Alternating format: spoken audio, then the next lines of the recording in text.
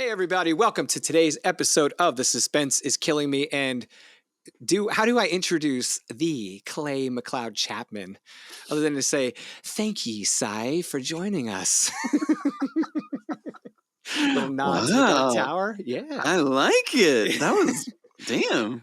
I didn't tell you that was coming. I'm glad because I would have been. That was an earned, honest reaction. How are you? I'm fantastic. I've been looking forward to this all week, so I'm Yeah, having all I types of mean, giddy, crazy little emotions, which is it is awesome. only Tuesday, so That there's. is true. It's been 48 hours. And what a 48 hours it hath been. Amazing. Yeah. So the last person I interviewed was Robert Atone. And Oh man, I gotta follow Rob. yeah, No well, fair. No yeah, fair. He's like fun guy. He's the guy that you bring he to the is. party, and he keeps the party going. There's no following Rob. Damn Well, it! This interview's over. it's over. Cut it. I'm out. Well, he was so funny because when I did his intro, I'm like, and he's come back, like he's been on before. So this was like a second time on the show. We just published at So Below. We're just publishing republishing Nocturnal Creatures. So I was like, hey, dude, I'll have you on the show and then we can do an episode about the book. And he's like, all right. So Rob and I catch up for like 30 minutes before we get recording. And right when the countdown goes 3, 2, 1, I'm like, I do my little intro spiel. And he goes, I just wanted to scream. And I didn't know how you'd react. And I was like, I'd have been fine, man. So he didn't scream. He didn't scream. Yeah. Do people scream on your show? No, but I would be happy to have that. I wouldn't be opposed to it.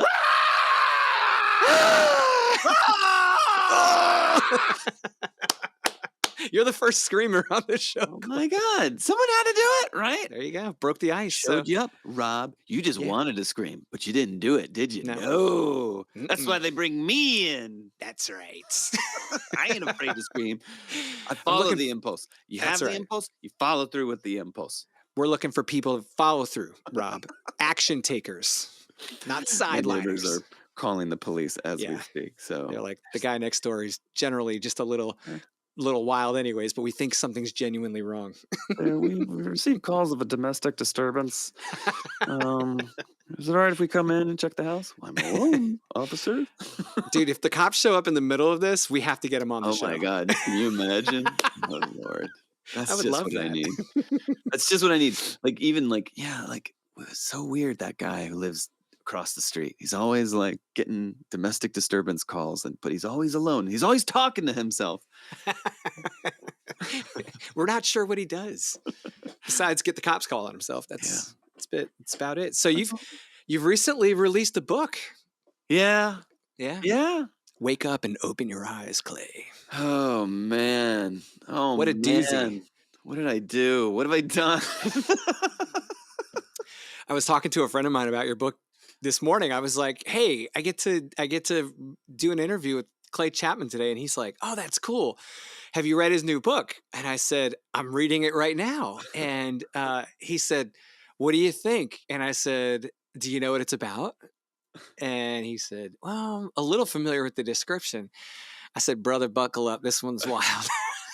It is something else, man. It is a unique premise. The story is awesome. Your writing is different than what I've read of yours previously. Like, for example, like Ghost Eaters we were talking about before we came on. Yeah. That was my first book of yours I read. You should have stopped there. You could have quit. You didn't have to come back. You didn't need to come back for more. Well, I had to after that one. Why? Which now it's just like, it's all downhill. It's all like, just like one letdown after another. I doubt that.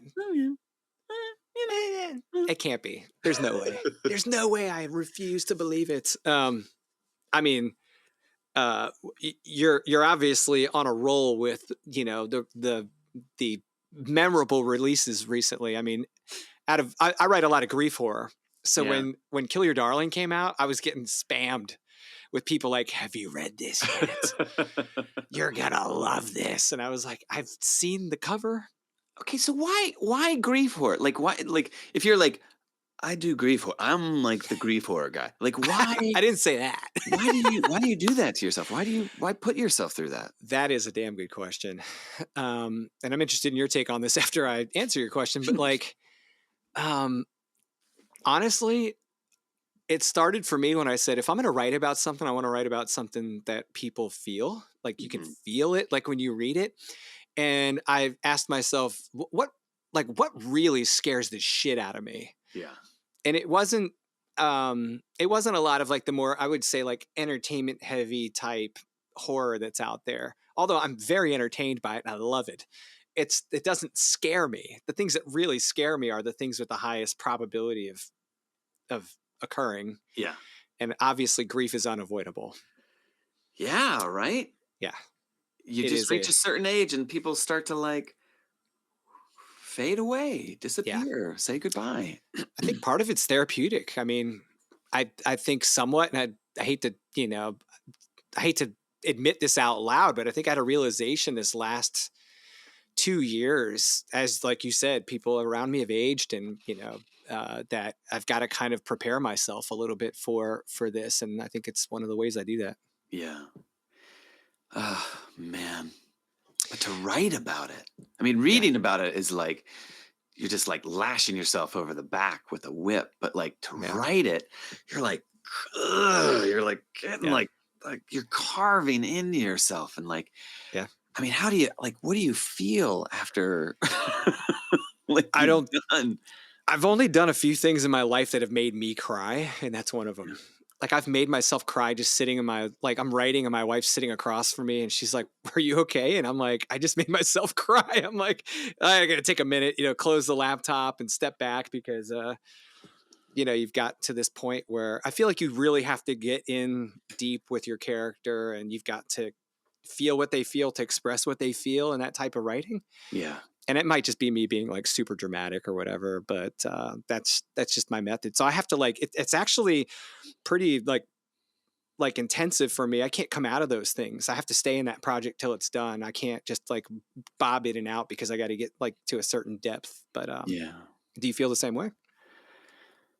I mean, it's so grief horror is tough. And it's so interesting that it's like become a niche. I mean, it's been Mhm. around forever. It's not Yeah, like, I mean, like I feel as if grief and horror or grief in horror has been there sure. since time immemorial. Like it's and but it is funny that like it is now this like subgenre in of itself, and like people Yeah. be like, yeah, I read the grief horror, like yeah, I write the grief horror, and I that just feels so masochistic to me.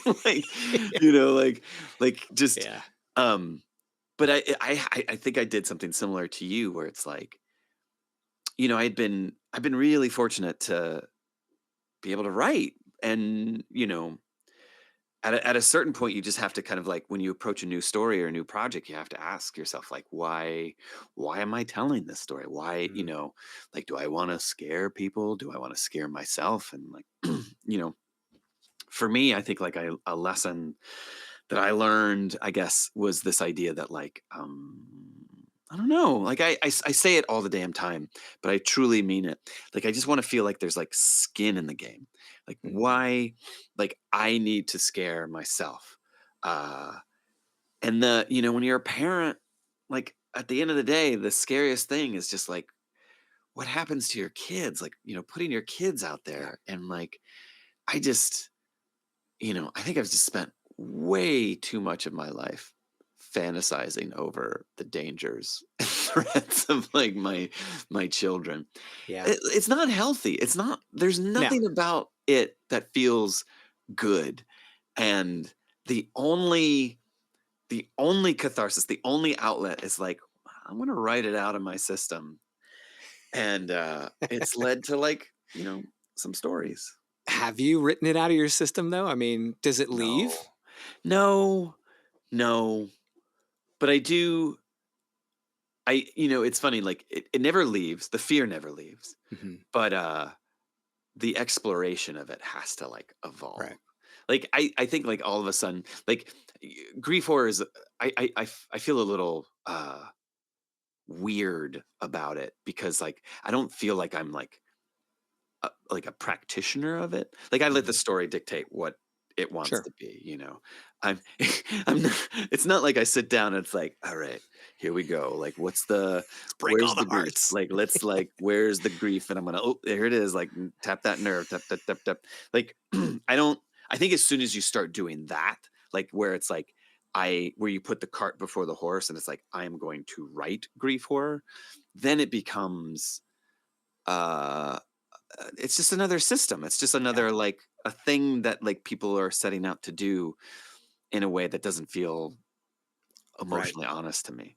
And the Yeah. second I do that, and I've probably come close to it a couple times for sure, where it's just like, oh, I feel myself leaning into it in a way that's like it kind of overshadows it kind of oversteps the honesty or Mm. the emotional resonance of it, and that's when I know I'm in trouble. So I try not to, because I don't know, like I I'm not saying that the well is tapped, like Right. there's still there's still there's like a lot of emotions to explore, you know. Yes. Yeah. Like I want to write a romance. I want to write a love story. Like it I can't speak to it, but I'll speak around it where like I wrote a thing that is like it's grief horror. Like people like it will have that banner for Mhm. sure. Like there's just no way around it. But Right. like I wrote it and it's not published yet and it won't be for quite some time. But that will be the kind of like I've done it. like I'm done. Like Right. I don't like cuz it's just like I don't know. At the end of the day like do I like nobody wants to be the person who's like I'm the grief horror guy or like I'm the like Yeah. I deal with that a bit because I've wrote this series and it's so much more than grief, but it's grief horror and yeah. it's basically a haunted house story. But it's more a haunted like multiple generations of women in this one family line that are haunted by their past they just don't know exists and then Uh-huh. they discover it, realize it, resolve it, all that stuff. But in the process they suffer tremendous loss along the way, and that's where the grief elements come in. Like the first novella, Bury the Child, is I mean it's I titled it that way on purpose. I didn't want to have to try to explain to people what the bad part of this thing experience was going to be like, but essentially it's a love story about a mother's love for her children. Mm. you know and I can't remember who said it, and I'm sure you could probably have it on the tip of your tongue, but maybe you don't. But they said that grief is the price we pay for love, or something similar to that. um, I think Carrot Top said that. God, I hope it was Carrot Top. A Yeah, man I with don't know. more hair than I've ever had.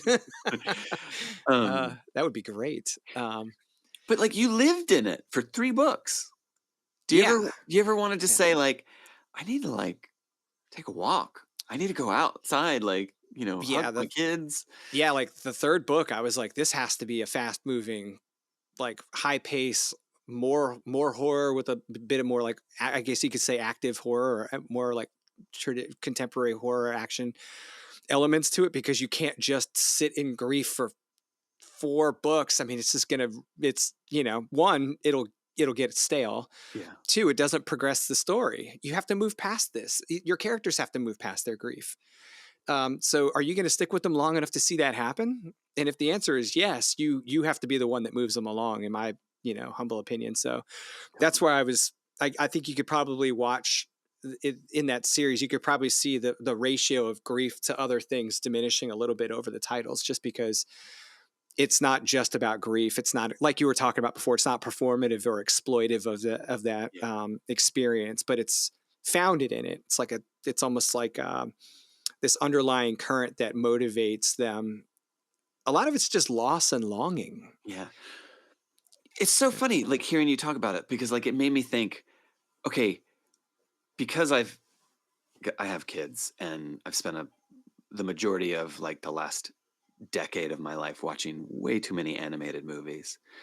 Like, the Disney model is parent dies in the first 5 minutes. Like, someone's gonna die in the first 5 minutes, and, like, Right. that trauma is gonna sear itself into this child, whether it's a deer or a elephant or a wouldn't like someone's gonna die and it's gonna suck.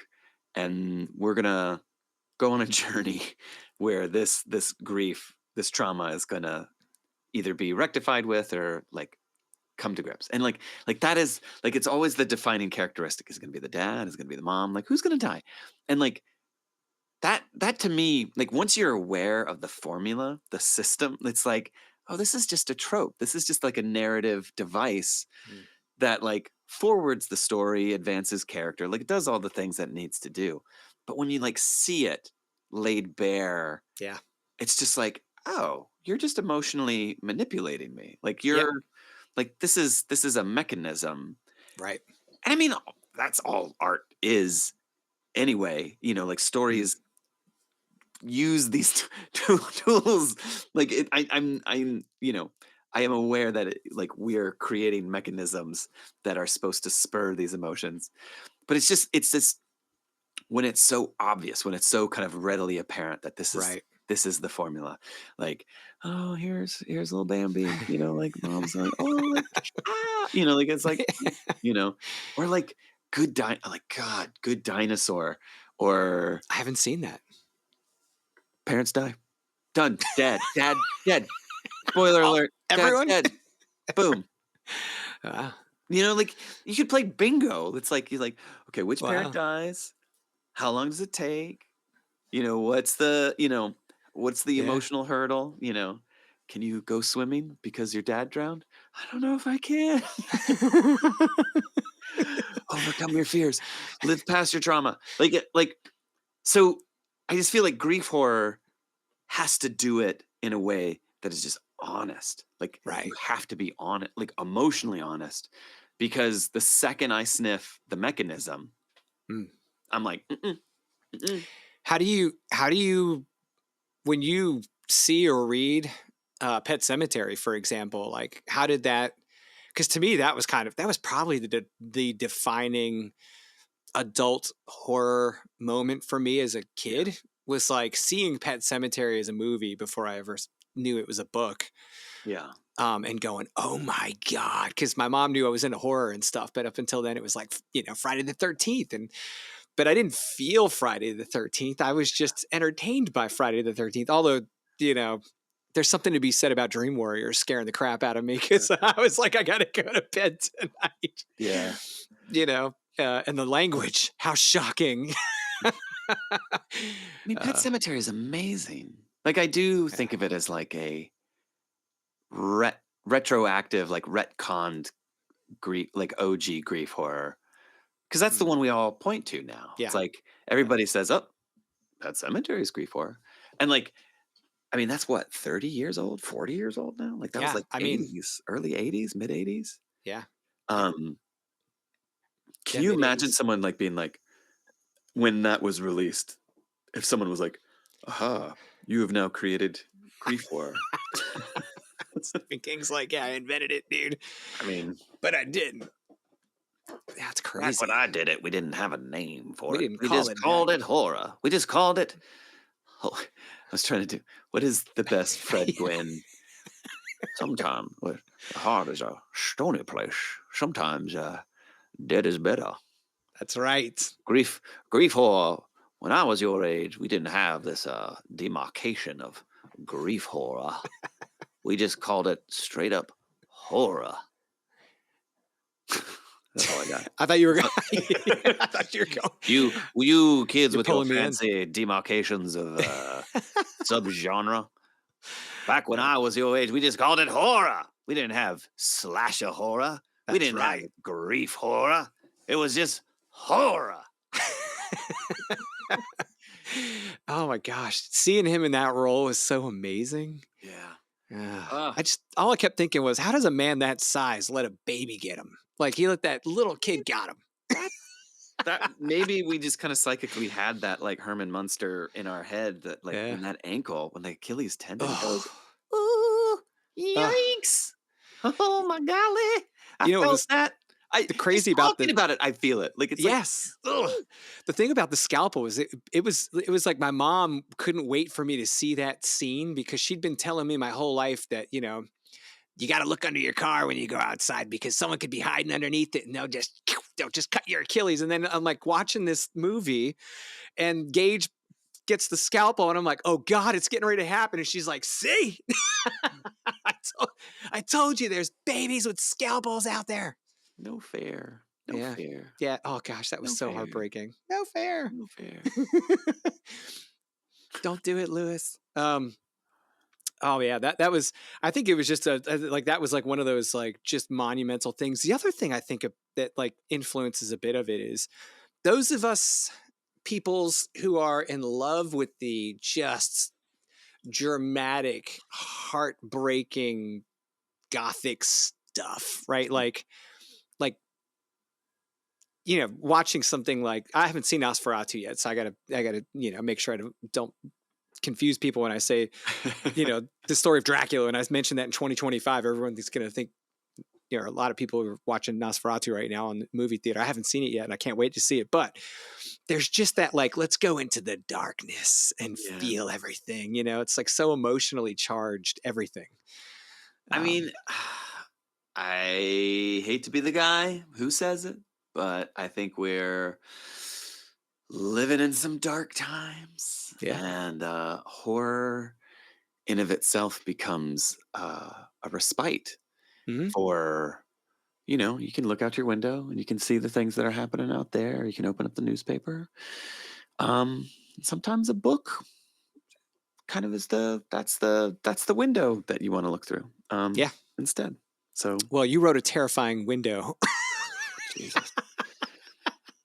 I'm the Close guy the outside book. the window. I'm just like, you wanna look at a book, kiddo? Like, Oh my gosh, Clay. I mean, there were times when I was reading. By the way, I'm just for those that didn't catch me in the beginning, I'm talking about wake up and open your eyes, which I feel like I'm telling someone to do now when I mention this title. I don't know. There's any way you can talk about this book and mention the title and not feel like you're giving a command because it is literally so much of Yeah. that. The proper way of saying the title is "Wake up, open your eyes, Robert Atone." You specifically, Robert Atone, That Robert was the P. original title, but my editor was like, why are you writing this book for just one person? Yeah, your lawyer's like, you sure we want to do this? I mean, Robert would. He He better would. buy it. Can you imagine if I just wrote this book for Robert and he didn't read it?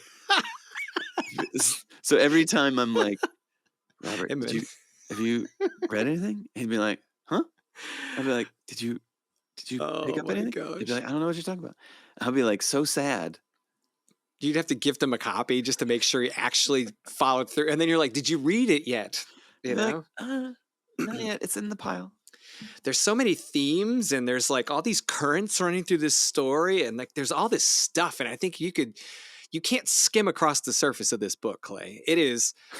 I would consider it like trying to run through 3 feet of water. It's like there's no way to do it gracefully and there's no way to avoid getting wet, but it's Yeah. just enough to get you like to this place where you go, I've never been in a body of water like this before. What is happening? It's weird. It's crazy. I love I it. like that. I like that it's a morassy molasses of swampy swamp. Yeah, you can't like break through easily. There's no like you were talking about like looking through the window. It's like if you're looking out of this window, the weather outside is absolutely bonkers. I mean, it's in all directions. It's not like you look, like when you're standing between, like you're standing at the front of a storm. I equate this to when I spent like 8 years at sea in the service. And if you're standing on a ship in the middle of the ocean right before a storm strikes, you can see the wall of water coming, like moving. And Yeah. it's this very clear line of demarcation. And it's through it because you're looking at a radar. You can see the depth, you can see the anxiety of the storm just literally bearing on you. And meanwhile, behind you, it's a perfect tropical paradise. How And do there's you no way to look around in this one, man. how do It's all you storm. I mean, we could talk about the book, yeah, but like you just mentioned something that's like really interesting. Like that idea of like looking at a wall of storm that is Mm. coming for you that you're going to enter. like that. I mean, I feel like I've had versions of that, but not like in such a stark way There's nowhere to that, hide out there. I mean, how did It's- you, like, when you're on deck and you're like looking at that, how do you not just say, "Oh shit," like, like you do. I'm gonna poop my pants?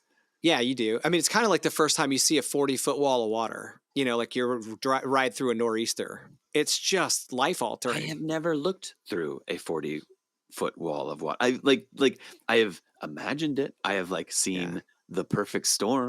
Like I don't exist Yeah. in a world where like I can see that firsthand. Like I am Yeah. a I am I have nothing to give you other than like imagination. Like you've lived it. Like that to me, like I just Yeah, but would crawl you've stood into on a stage and the curtain's open.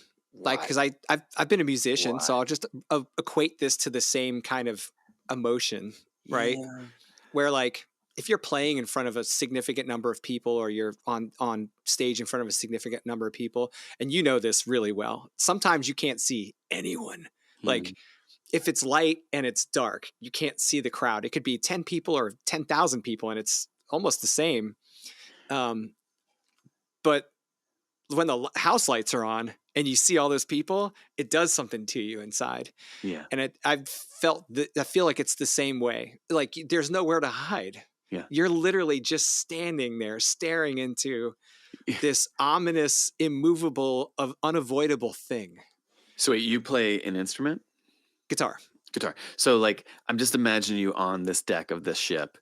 A 40-foot wall of water is coming at you, and you're like, you know what? I'm gonna pull out my guitar. And like I'm gonna get over my stage fright one way or another. Like, The how do you get over serenade. your stage fright? Just imagine the 40-foot wall of water naked, and you'll be fine. Um, like, like I understand the metaphor that you're going for here, but Doesn't like quite do it. I would never poop in my pants. I Uh, mean, I would be nervous. True. Both the nervousness of both I can see, but like the wall of water is coming for you. That is like yeah. that is nature, that is the world, that is life, that is death, that is like so much. Like I get in front of 40 people at a and in a theater, and like I like I'm not like questioning life in a way where it's just like everything is just flashing. I might question decisions. I might question like, why did I need to do that? But like this is like Yeah. death. Yeah. You have to. The only the only thing I could tell our junior officers, the younger people, when I was the old guy on the crew, when I was like third in command as the chief engineer, is I would tell the young people that had never been in that situation before. I mean, because you could see the look on their face. They're absolutely in awe, and they're also very scared. They're Yeah. terrified. You go, you know what helps you get over this? When you get over, literally over it, like you ride the wave and you go down the back side of the swell and you see the next one and you go, I just passed one of those. And here comes another one. Oh And you my just have to god. realize like, there's like, if you've got good ship handlers, you're going to be okay. Um, That's and it's going to be something you're never going to forget. yeah. It's a physical experience that is irreplaceable, but and it is staring at the most powerful thing. I've never seen anything more powerful than it in my life. I mean, that's true. I mean, like just genuinely think of that. Like that ability to say, I have seen the forces of nature at play in their most extreme, their most kind of Mm. like like fully realized, like awe. Like that's the thing, like awe. You just have to kind of bow down to it. You just have to be, Oh, you do. um, Yep. because there's no. I mean, like we created a ship that can like ride those waves and like take you over it. But like at the end of the day, like I just want to put my money. I would put my money on nature. Oh yeah, Um, so. it's gonna win. Uh, Yeah, you don't. I mean, you want to really feel small. There's two times three times I've felt the most small. One in that circumstance when you just see that immense power and you realize there's nothing you can do to alter it. yeah. Like not even to like you can deal with it, but you can't alter it. You can't dampen. or change the direction of that thing. It's just not happening. It's an unavoidable physical experience. But the only other two times is one when I've been on the flight deck at night in the Northeast on a dead flat calm night, and you look up and you really see the night sky for the first time away from land, Yeah, yeah. and any semblance of light. It's remarkable, and you feel about this big because everything's so big. And the only time I've experienced that on land is in the desert in New Mexico. Wow. You know, it's like that's the only other time I've ever been somewhere in a, like on land where it had equivalency as far as like this the scope of the experience with the night sky and things like that. And I think Yeah. that's one of the reasons why I think desert horror could be so much like more tapped than we often see it, because to me it's like one of the only places that actually is like kind of equivalent to being at sea.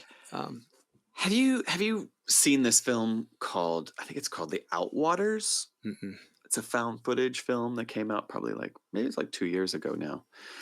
Um, it's a it's a weird one, cosmic found footage. Mm. Um, I was lucky to see it in the theater, but it I got motion sickness watching that movie. It is so Is disorienting. that good? I mean, yeah, I really appreciate the movie and it has stuck with me. But it is such a like the movie is kind of structured or configured in such a way that like it does not have your equilibrium at heart. Like it doesn't care how you feel. Like there is the effect that the story has on you, and then there's the effect that the actual movie has on you. And the movie made me nauseous watching it in a way that's felt separate from the That story. was probably very intentional. Probably. I mean, it's like I'm not going to ruin it, but like a group of like friends go camping in the like in the desert, and bad things happen, weird things happen, and Sounds fun. and of course it's like I mean like I don't know if did Blair Witch give you motion sickness? No. Well, no, I don't recall that it did. But I do remember being a little disoriented by it. Yeah, yeah. Just because it's the panning and everything. And I think honestly, I think, we watched that on a different speed Oh yeah, play back then. I mean, they didn't yeah, have like 120 hertz, like, hey, which is in your book. Like I was like laughing when you were talking about the refresh rate on some of these TVs. I was yeah, like, yeah. I mean, that's a real thing. I think now it'd Motion probably get smoothing, me man. motion sick. I Do you watch with motion smoothing on? You know, I have, and it doesn't bother me, but my wife doesn't like it. Yeah. She's like, "Turn that off." It's just so flat. It's so much like it's just like, oh, these are just like regular people. Like Yeah, I mean it's that weird argument of like, do you like celluloid? Do you like digital? Does it matter to you? But like motion smoothing, it just like takes yeah. all of it away in such a like just it's like Do you feel ugh. like it's like a mental blurring of like reality and not, because it Yeah. feels like it's more real, so Like it kind of messes with the. like a filter has been Yeah, removed. And maybe I prefer the filter because the filter it has like a patina of like sure. ah, a vibe, a veil of ambiance. Uh, where motion smoothing, it's just like theirs is it. Yeah. Yeah, there is something to I think it's got its application, right? Like if you're a gamer and you're looking for some of these high speed games, you need to have like this really fine level of control over speed and all that stuff. Yeah, I get it. But like when it comes to like I don't want to watch Red Dawn, the original Red Dawn on a like modern platform. I want to see the grittiness with the Yeah. panning and all the stuff, man. Gosh, that's C. Thomas Howell, right? That's C. Thomas Howell? I don't know. Patrick Swayze. Yep. I want to believe it's C. Thomas Howell, but maybe I'm wrong. I don't I'm not I gonna don't look. know. I'm not gonna do the IMDb, but like I do like I loved that movie Pony Boy growing up. dude. Who's Yeah. the guy? Well, Machio's in it. Um, Machio, yeah. um, There you go. you know Red Dawn.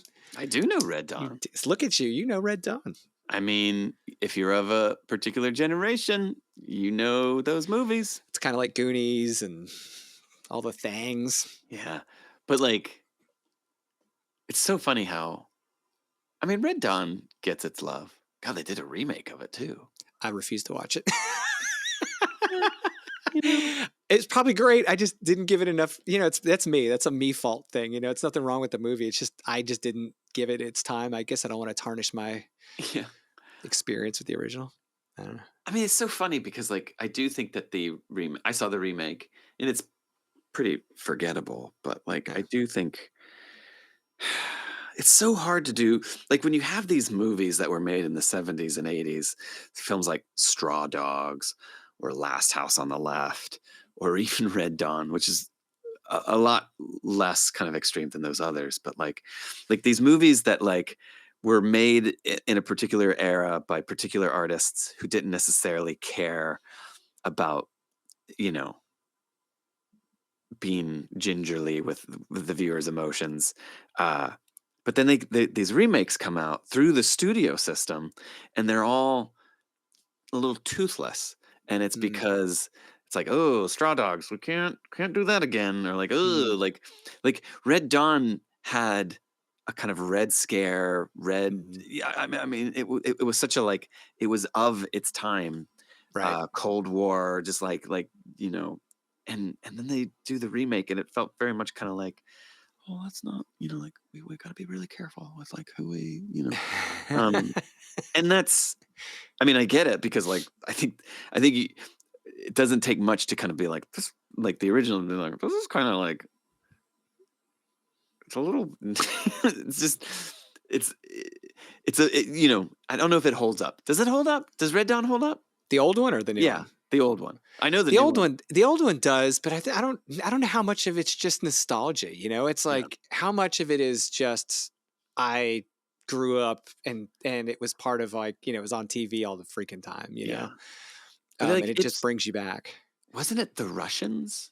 It Weren't was the Russians through the Cubans, Yeah. See, like it's like kind of like, we're just gonna like which is wholesale crazy. slaughter. Like we're just gonna like, you know, whoever those bad Cubans are, those Russians, like they're just like Yeah, faceless terrorist kind of like, it's taking the kind of overt fears of the time, which were kind of just communism with a capital C. yeah, Kind of yeah, red everything. yeah. uh you know yeah, it actually, I remember being confused about that as a kid. I was like, wait, why is that guy speaking Spanish? I thought we were supposed to be afraid of Russians wearing snow camo. Like, Yeah. what is this? And then it was like, oh, they're working through the Cubans. And I remember being a kid, even as a kid, I'm going, why? Mm, yeah. Like, why would they do that? Last I checked, the Cubans weren't really outfitted well for fighting in the Midwest or in the West in the wintertime. It's probably not a good strategic move for Russia. They'd be better off fighting their own war. Um, Patrick Swayze. Prime Patrick I miss you, Swayze. Pat. I miss you, Pat. Wherever you are. What do you think Patrick Swayze's abs look like in that movie? I don't think we ever got to see him. Yeah, they're kind of buried. And he was young. He's That was covered. like pre-Roadhouse. So I don't think Yeah. the abs broke out He hadn't yet. reached ab maturity yet. Did he have abs in Dirty Dancing?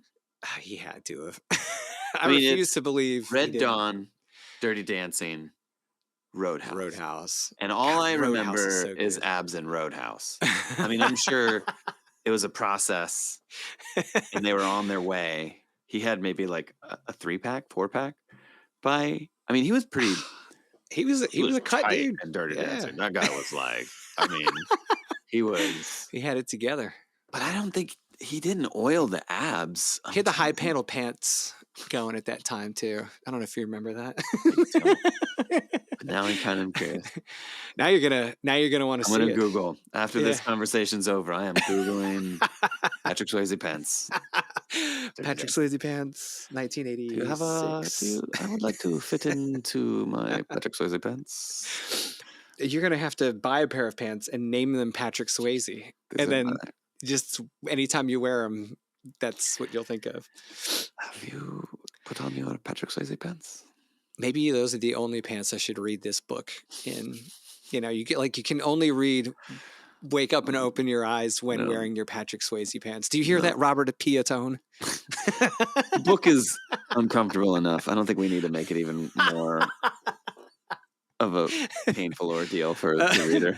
I don't know. It could be a bit ceremonial, you know. It's like you need to mentally prepare for for entrance into that world. It's just like it's like putting on a like some weird like torture device, like some like Mm, early 15th century torture, like a mm. chastity belt, or like a weird like I'm like blanking on the names of what the like nine-tailed cat like barb, like whatever the barb coffin thing, like it's like we're gonna put this thing on The you Iron and it's Maiden. yeah, like just something that just that's what that book is. You've got some frequent things. At first I was like, I don't know if this is going to be a continuing thing in this story or not. And then I was like, oh yes, it is. Like oil. Ew.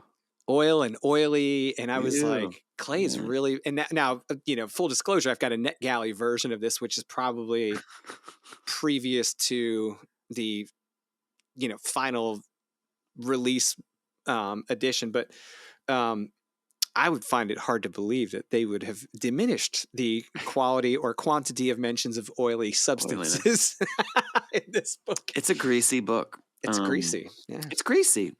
But you know what that is? I'll totally confess.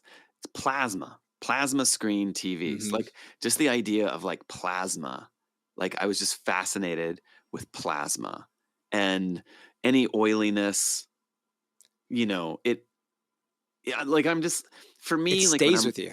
yeah, well, when I'm writing something like I always feel like it's nice to kind of create weird illusions Hmm. that either people will pick up on or not, and usually they like it's just in my head, but like I don't know, whenever someone's like slimy or oily, I'm just thinking of like plasma. I'm like touching my computer screen right now and it's like plasma and it's like ew, like that's just oily. I love it. That's all it is. Well, I made a note when I was reading. I'm like, this is a prevalent thing in my mind as I was reading, because not only do you touch on this, but it almost gives it some type of permanence. Like Mm. you can't easily remove or shed or avoid oily substances. They have this innate, intensive, natural ability to be absorbed and retained in your body. And it's like when you think about it on that level, it's like, oh God, this is going to be something that integrates with Yeah. my body in a way that is not easily avoidable. You increase the grease. Increase the grease. Yeah, I was there were a couple parts in there where I was just cheering you on as I was reading, because I was Really? like, great job here, because it was just like these shock moments where I was like taken back by things happening in the book. What moment? Um, I don't want to put you on the spot, oh but no, like you're good. So there was this. Well, we'll talk about mom. Can we do that now? Can I guess. we? Yeah. All right. So, I don't know if I can really explain this without giving a little background on the story, and I don't want to give spoilers. So if anyone hasn't read the book yet, maybe you should give them a quick primer before I tell them about this scene. I Like, mean, what's the story about in general? Like, it's like a the hard. book is about like half the country getting possessed by demons, which Yes. half totally depends on where you get your news from.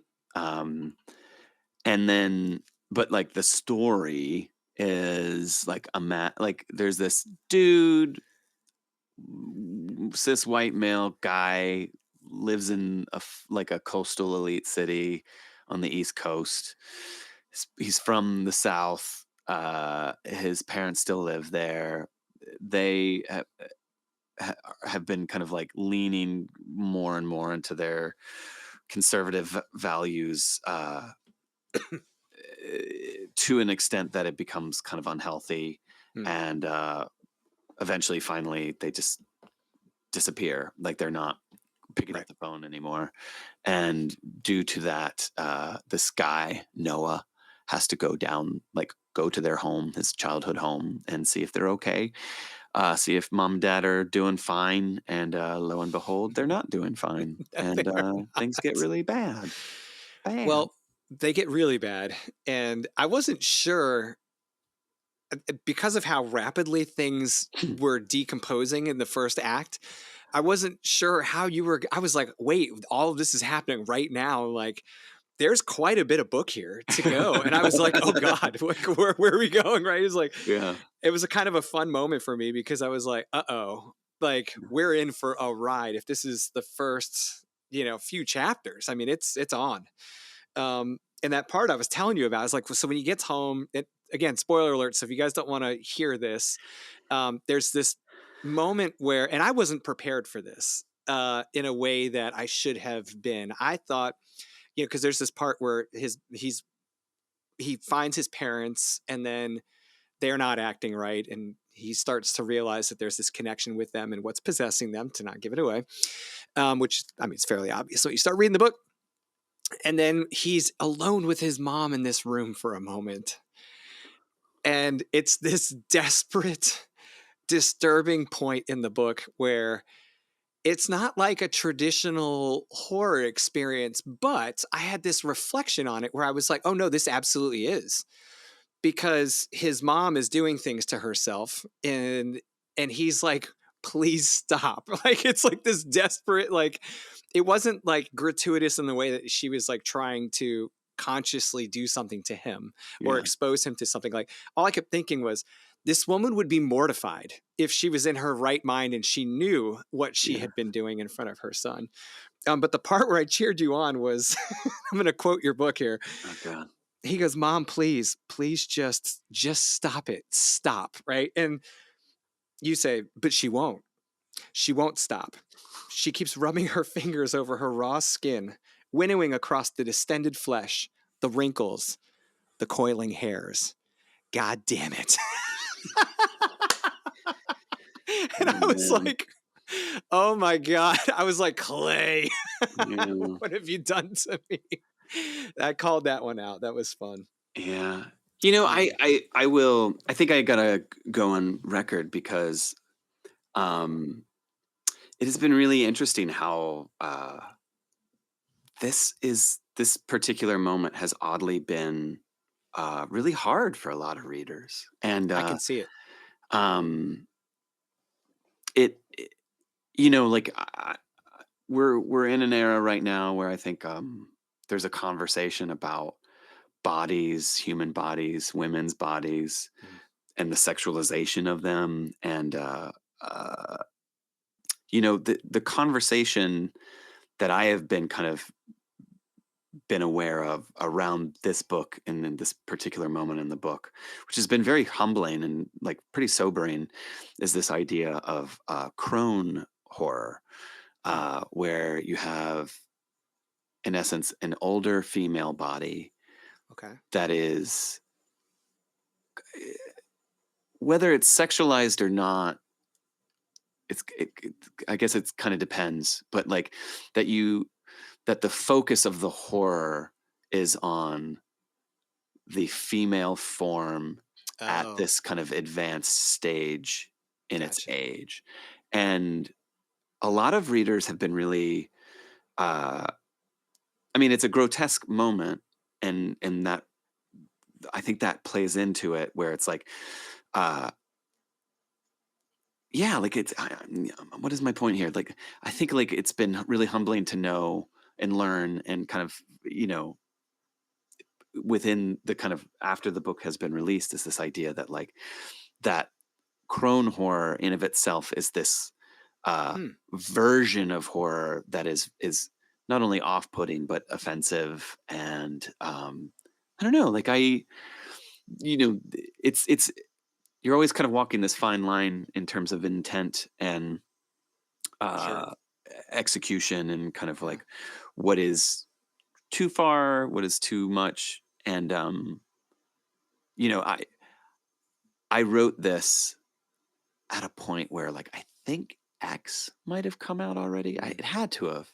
Ty West did this trilogy of films called X and Pearl, and Maxine. Hmm. And the first film, X, leaned heavily into crone horror. And I think because of the impact of that film, which was successful and like a critical hit, and like I think it kind of, much like grief horror that we were talking about, Hmm. like it kind of presented crone horror as this kind of subgenre that uh, has its detractors.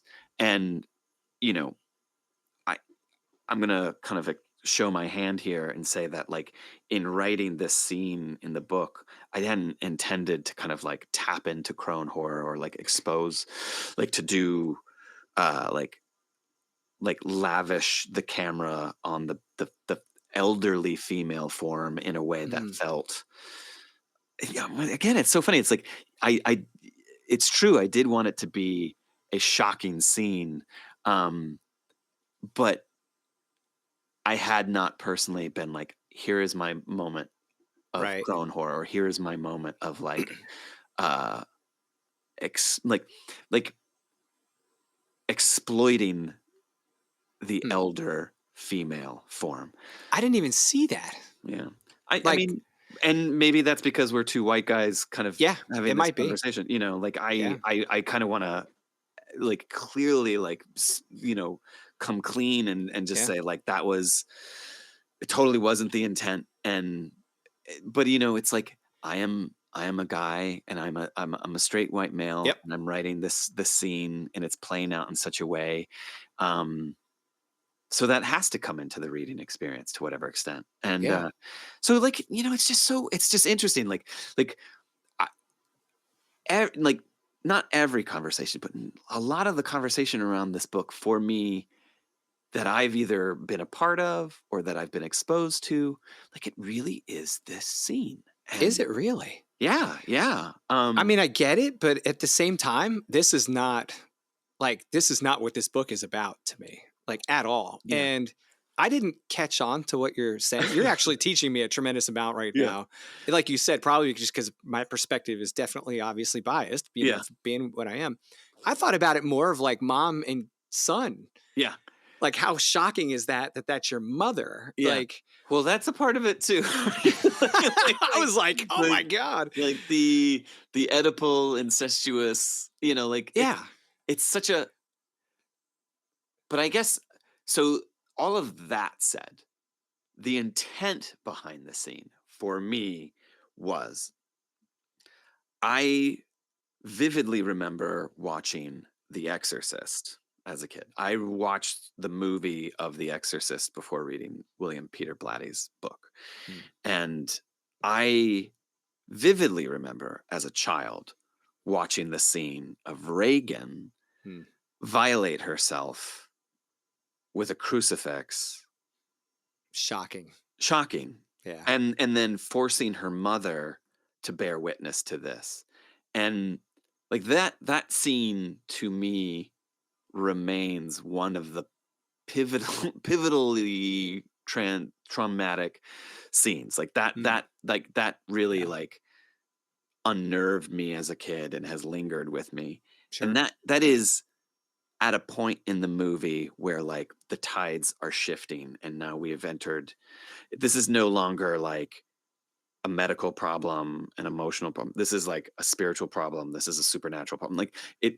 it kind of heralds the shift of the narrative into like, okay, we're dealing with devils, we're dealing with demons. Like Chris, the mother, like is aware, like this is gone beyond. I am like Right. This powerless. is much farther than Yeah. reality, This like is reality would take yeah. us. This is no longer an issue. Like Yeah. we can't do a spinal tap. Like we need to like Yeah. call in the priests. But that was 50 years ago. Like that happened Yeah. like like decades ago. And like here's a novel that is attempting to explore the the themes of radicalization and possession in the current climate. Mm. And for me, this is the moment, this is the first scene, this is the moment where we see the demonic kind of take root in a Right. way where like the switch is going to get flipped. And I knew that if I was going to do this, I had to hit the ground running and let the first kind of like visual, like the initial possession had to be traumatizing in that way Mhm. that I felt the Reagan exorcist scene was. So that was You pulled honestly it off. that was my approach, given the fact that it's like a a man in his 40s coming home to his parents, like I kind of reversed genders and ages, could the scene have been his father masturbating to the TV? Yes, it could have, but like even that felt oddly removed from the trauma. Like I can't believe I'm saying this out loud. I've never said this out loud, but like having like a son see his dad masturbate, it would just be like, "Dad, let's go, Yeah. Jesus." Like, Well, I agree. It would have not had the same. yeah, It was so less probable to have it with the mother. yeah, I think that's what kind of turns the volume up on it. yeah. Um, But that was my intent behind it, and I have learned that like it goes far too far for a lot of people, and that's like a really kind of humbling, kind of sobering thing. Where like well, yeah. you know, but I did it. I own it. I have to lay claim to it. Like I at no point. It's so funny. You go through the editorial process, and it's like, is this too far? Did we cross a line here? And like, there were so many lines in this book, and yet this one was not the initial, like, not one of our biggest concerns. Yeah. So, but Well, I had a moment where I was reflecting on this because I kind of saw it coming when I had listened to your interview with Neil on Talking Scared, and I hadn't read the book at that point. But I mhm, so when I start reading and I see where the plot is taking me, I'm like, oh, here mm, we go. Like I had that sense this was that point in the book. Um, but I had a I when I finished that scene, I set the book down and I looked at my wife and I said, I don't think this is what a lot of people are seeing. And what are you talking about? And I said, you know, the the fact that there is such a prevalence and a persistence of sexual assault between men and women, women being the victims and men being the aggressors, um, and oftentimes that being someone in your family, a mhm, father, an uncle, someone that knows one of those people close to you. I think part of the shock factor is here that it's a mother and a son. uh-huh, And I kind of felt this moment of guilt where I was like, well, hold on a second. Why am I so shocked by this when so many people live through something equal to this? yeah, That is nothing to do with a mother and a son, but it has everything to do with that breach of trust, yeah, that experience that's just this gut wrenching, terrible event in someone's life. And I thought, I should not be responding as strongly to this as I am because it kind of takes the wind out of these other experiences that people have every day in this country. I'm like, wait, hold on a second. Why are we all so wound up? It's like I just had this moment of reflection on that. yeah. I I do think with this book, the demons had to be sexual. They had to be like overtly vulgar in their Hmm. sexuality, because to me, we've gotten so used to kind of zombie narratives of like devouring flesh and, cannibalism. But like demonic possession, like if I'm imagining what a demon, like when a demon hops into our bodies, like what does a demon want to do? Like the Right. demon is not like, I'm in, woohoo, look at me. Like it's Let's not eat like, brains. you know, like the demon is like, I want to fuck. I want to like, I mean, like and I'm being crass and vulgar, but like Right. the truth is that like demons are, it's carnal, and it's like Yeah. they they have the freedom of like being in bodies now. There's supernatural spiritual entities that have no form, physical form, so that when they do have physical form, they're going to run that shit into the ground. They're Yeah. going to like, they don't care. Yeah. There's like a wanton lust that feels so kind of intense that like it had to go there. Right. That's my, and I honestly, like, I don't feel defensive about it. Like I'm just purely like kind of like this is the thinking throughout the process of writing this, and Lord Almighty, like, uh, it is interesting to see how folks react to it. Well, yeah, I thought about the hypersexual kind of nature of this possession as something primal, Yeah, to your point about being carnal. I thought, like, well, what's more primal? Yeah, I told you my mom was an ICU nurse. She used to tell me, like, when people revert to this childish state close to, which, by the way, this is like one of my biggest fears is like, I don't want to be that dude who's just not there yeah, mentally and they're doing something so egregious, and it's like, but this is kind of where, that primal existence is, it's sexual, it's all the traditional life elements of eating and sleeping and all the things. It's that close to your nature. yeah, If you cranked all of that up, like the volume on all of that, it explains, or at least it's a good justification for why there's this primal response, this just. And by the way, what's more intoxicating in our primal nature if you're trying to influence someone than to leverage that, which, in the case of this story is absolutely part of it. I don't just view this as like a simple possession. I view it as possession in light of what we actually experience with media, where there's this intentional leverage yeah, of your human nature to take advantage of you. yeah, Now, throw gasoline on that son of a bitch and light it on fire, and this is what you get. yeah, And to me, it's very obvious that it's what it should be. So I wasn't shocked by that, but I was aware of that. yeah, And I thought, good damn job, Clay, because you could have very easily turned from it yeah, as it being you know, something that might be, uh, I don't want to say like taboo or whatever, because we're in the world we're in, it's different. yeah, But I could not imagine some genres trying to handle this. yeah. Like this has got to be horror. I guess the last thing I'll say about it is if you stripped away all the supernatural, if there was no demons, no zombies, whatever you want to call Mm, them, and it was just watching people succumb to their information, like their outlets, mm. it would still, you could like, the narrative is still there. It's still the same story. Yeah. It's just, without the amperage of the supernatural. Mm. And it's like maybe it's a definitely more grounded version of the same story, but it's still, the architecture is still there. It's the same thing. It's Mm. just you don't have the mask of a monster to pin it on. You just have people. You just have us, and What that's a scary enough. mask. Yeah, yeah, that's the scariest thing I've heard all day.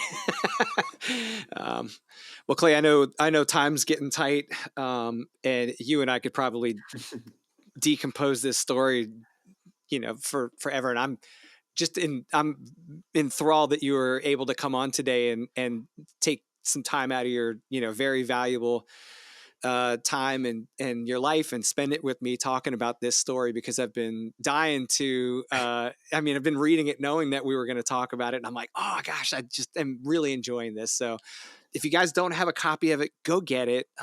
Wake up and open your eyes. Clay, anywhere you want to let people know you're going to be, month of February, March? I'm gonna be right outside Robert Atone's house, staring through his window, peering in, just trying to find him.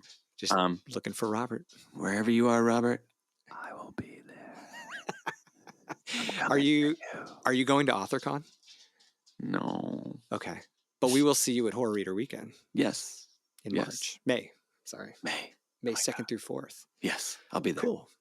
Well, any parting shots, Clay? Thank you for talking to me and still wanting to talk to me after reading this Oh, weird book. you you made me laugh with Ghost Eaters, with the scene in the office when she's kind of freaking out after she's had her first experience. Yeah. And in this one, I've had so many moments where I'm just like, yes, whoa, wait. It's like I feel like I'm watching an action movie. So you consistently entertain, and to me, that's just a mark of like your brilliance as a writer and a storyteller. And I just feel blessed to have been able to experience this story and talk to you about it today. So thanks for the opportunity. So, Thank you for having me. Genuinely. Like, I yes, really sir. appreciate it. All right, guys, you know what to do. Go get Clay's book. Go talk to Clay. Find Clay. Do all the things Clay like. And we'll see you in the next episode. Bye.